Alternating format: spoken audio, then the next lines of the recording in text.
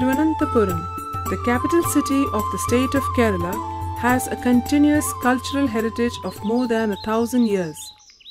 The city is presumed to have been called after Ananta, the poly-headed cobra supporting Sri Padmanabha, the deity of Sri Padmanabha Swami temple. When Thiruvananthapuram emerged as the capital of the erstwhile Travancore state in the latter half of the 18th century, the core area comprised of the fort built around the Sri Padmanabha Swami temple. The history of modern Travancore begins with Martandavarma, who inherited the kingdom of Venad and expanded it into Travancore during his reign 1729 to 1758.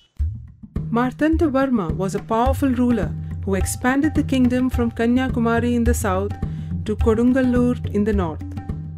Architectural fabric to accommodate all the religious, residential, educational and commercial functions was built in and around the temple in due course of time.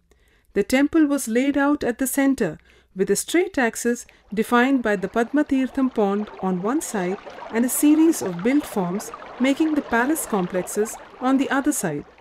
This temple town later grew into a sprawling capital city, complete with beautiful palace complexes and busy markets surrounding the fort. As time passed by, most of the fabric were rebuilt with more durable materials. While we hunt for the reminiscence of heritage in the ruins of the fort area, we find today the unchanged palace complexes, the temple ponds, parks and the mud-changed agraharams standing above the concrete jungle, proclaiming the glory of the forgotten past. The heritage walk that we conduct today starts from the Sri Padam Palace at the north nada of the temple. It passes through the outer road encircling the temple complex and returns to the starting point. Sri Padam Palace was constructed in 1816 during the reign of Regent Gauri Parvati Bai.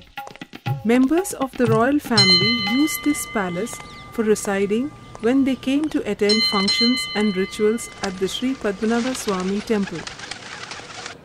The Abhisheka Tirtham, or the holy water from the Sri Padmanabha Swami temple, flows into the pond inside this building, which is an ettukettu, a double courtyard house with stone pillars in Italian style.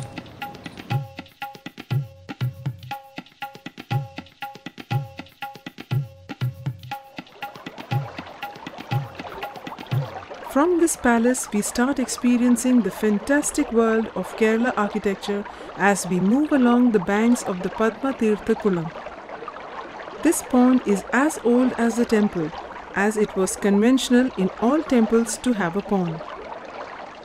The steep sloping roofs of Kerala architecture is a very dominant feature, creating magnificent skyline as we experience here. The temple, which stands at the focal point of the fort, is the best example of the Dravidian architecture in Kerala. At the same time, it is also a superb monument displaying the most perfect marriage between Dravidian and the original traditional architecture of Kerala. The Gopuram, 7-storied as we see from the eastern entry point, is 100 feet in height, built in granite and brick with elaborate temple sculptures and heavy ornamentation.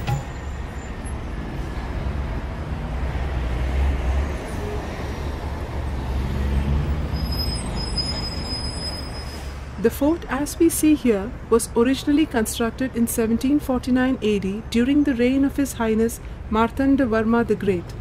To lessen the security, it was partly demolished by the Britishers after the uprising of Velu Thambi Dalava, the Diwan of ancient Travancore, but reconstructed with mud later.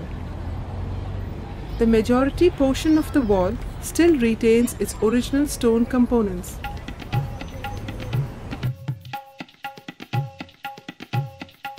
We shall walk through the Rajbidi, or the King's Path of the fort, where the famous golden chariot procession of Lord Padmanabha used to take place.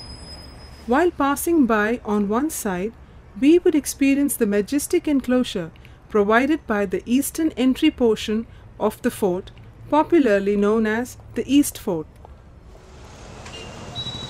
A little ahead, we would experience a totally different ambience provided by the brick red colored entry, the Vettimurcha Kota. The literal meaning of the name is the fort which has been cut down. It is believed that the Ilayaraja Vishakam Tirunal ordered his officials to cut down the fort wall at this point so as to create a new gateway.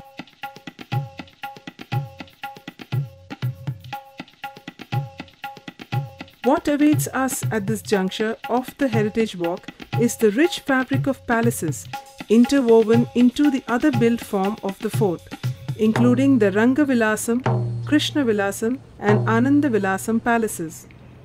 The construction of Rangavilasam Palace started during the reign of Swati Tirunal and was completed in 1880s during the reign of Ayilyam Tirunal Maharaja.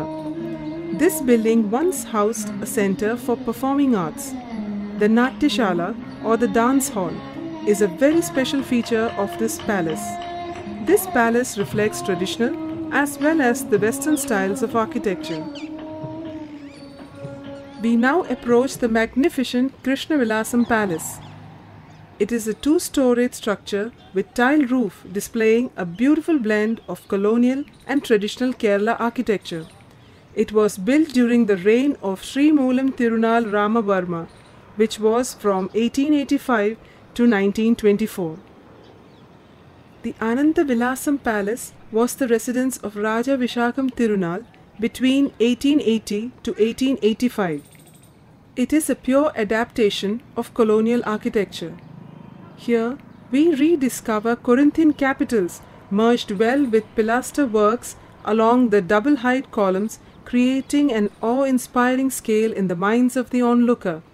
This building is indeed a true progeny of Western influence, a rare phenomena in those times. However, a different style of architecture alien to our land was also introduced here by the migrant population of Tamil Brahmins who settled around the precincts of Sri Padmanabha Swami Temple. Agraharams. The name literally means a garland of houses. The Brahmins, who were invited by Martanda Varma Maharaja to take up the religious rites of the temple, built Agraharams and settled here, forming one of the oldest social caste settlements inside the capital city. Unfortunately, much of the physical fabric of most of these units have undergone drastic change due to modernization. The Heritage Walk is now directed towards the southern Gopuram and along the temple wall, while we get an enchanting experience of activities related to the temple and return back to the starting point of the Sripadam Palace.